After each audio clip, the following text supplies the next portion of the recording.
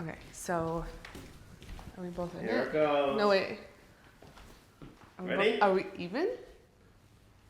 Nice and taut. Ready? 3, 2, 1. Yay! Oh, yay, I did it. Okay, good. So nice. Thank you. Wow. Sorry, I did it. I finished my quilt last night. This is the Fernweh quilt by Southern Charm Quilts. And I finished it last night. Tomorrow was the last day of school, so I got it done just in time. I did take it slow doing the binding at the end. I'll talk about that in a minute. And hand sewing is my favorite part. So I'm really lucky that I could finish doing my favorite parts of this quilt. I'm so happy with it. Wes helped me with it. It's huge, 72 inches by 72 inches, which is their smallest size. So if you're looking to do a big quilt, like a king size quilt, I'm not sure what the dimensions of that are, but this was a really fun quilt to work on. It was so much fun. And I'll just like talk a little bit about what I did and how I did everything. So you saw me doing all the piecing and like picking out the fabrics and stuff. And so what you didn't see was all the stitching, hand stitching I did. So I'm just going to show you that. So this one is my favorite block, actually. So I will pull it down as far as I can to the top. So initially I was going to hand stitch it just through here, but then I was like, I don't know if that's enough. And then I decided to do white thread because I wanted the white backing. And it's just plain. It's actually bees, if you can see that. So that was a theme of my son's class this year. They did like a unit on bugs. So I wanted to do all nature stuff. And so I wanted to do the white background. And when I like to match my thread to my background so that my thread doesn't show on the other side, because sometimes what's handmade, so it's not perfect. So I didn't want that to be a distraction. And then I decided to go a 1/4 inch from each of these sides. And I did that with each block. And I'm really happy with how I did that. The stitching did really well. I used a heat pen to mark everything. And then after I was done an entire block, I would go and iron that away. I use Sashiko thread. There's this one that I absolutely do not recommend, and I'll put that in the notes below, because every time I tried to pop my knot through, it broke, and it was so frustrating. So actually I went and I got crochet yarn.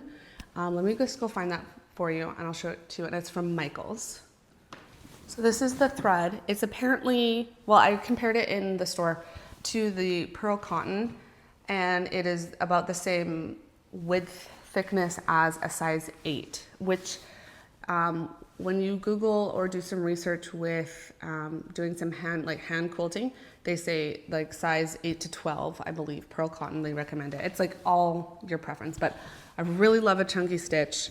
I think that just makes it look so homemade, but then I think the piecing being done precisely via the sewing machine just like brings it all together. Like I just love that combination.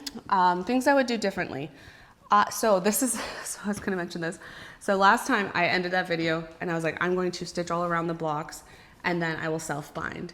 And I'm sure some of you were like, no, because if you do that and you self-bind, you see that stitch. You see that initial stitch that goes around on the other side, right? But if you do that and do a separate binding, then you cover it up. But otherwise you would have seen a line of stitching right here, and if it was perfect, that'd be good, but if it's not, which mine wouldn't be, it wouldn't be, you would see it and it wouldn't look nice. And so I'm gonna show you a better corner than that one. So what I would have done differently, so I just did a invisible stitch here. I just pulled everything over, and I did an inch extra on the binding, pulled everything over, and I did that at the very end after I had done all of the blocks, because my batting did move and everything moved just like a little bit.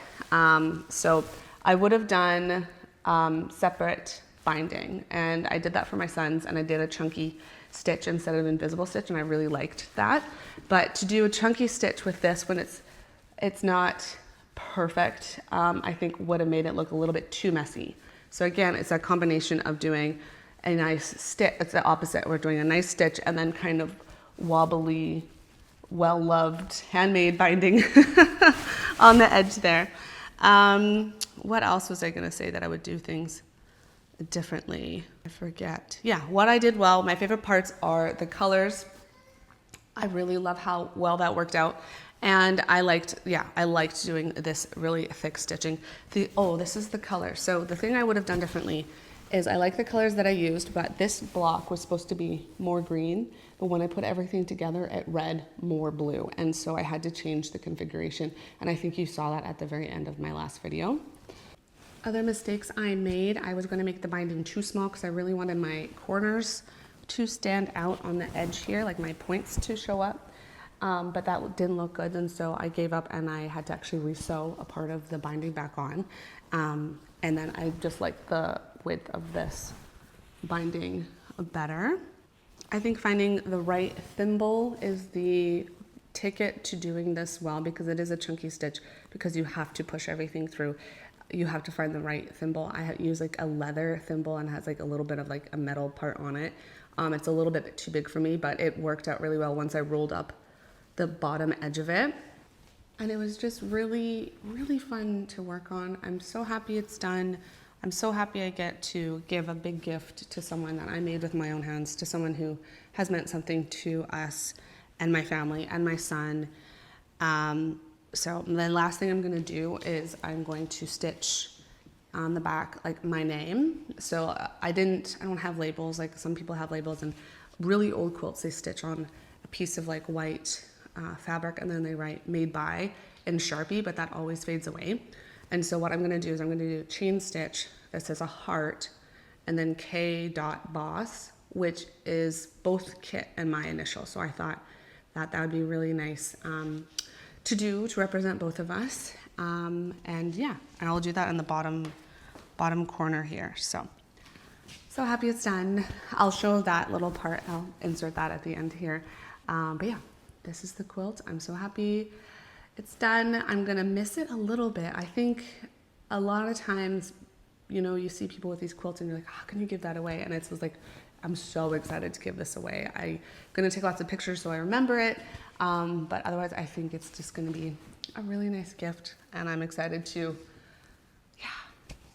give it to her and give it to my son to send away. And yeah, it's gonna be so fun and also so sad. Ooh, I don't have her as a teacher next year. So anyway, before I get emotional, thank you. I will, insert more pictures, and highly recommend doing this pattern, especially if you don't love the piecing part like I do. The cutting may kill you, but you'll get to this point and you'll be very, very happy. So thank you so much, and let me know what you think below. Let me know what changes you make, what parts you love. And yeah, it was a lot of fun. See ya. Whee! Did it work? Yeah, it looks really good. I'm just tall enough. Can you just hold it up so I can take a picture? Can you push it a little bit forward so I don't see your feet? And then a little bit more taut at the top, and back up a little bit. There we go. Okay, thank you. That should be it. Oh, good. I'm glad you got some photos of it. Thank you. Yes. That's the toughest part.